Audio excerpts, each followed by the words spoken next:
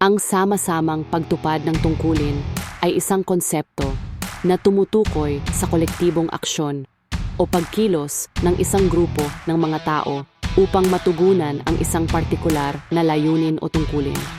Ito ay maaaring magpakita sa iba't ibang konteksto tulad ng sa lugar ng trabaho, sa isang komunidad o sa isang pamilya. Sa lugar ng trabaho, ang sama-samang pagtupad ng tungkulin ay maaaring mangahulugan ng isang team na nagtatrabaho ng magkasama para matugunan ang mga layunin ng proyekto.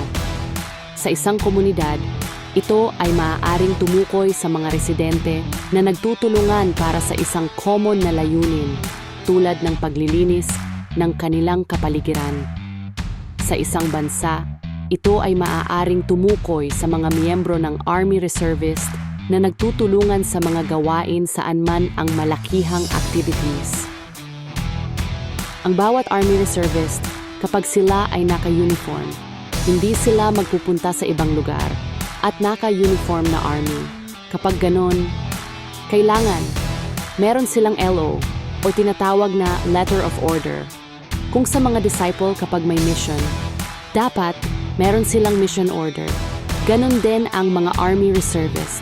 Thanks for watching and listening. Nawa nagustuhan nyo ang video. God bless you.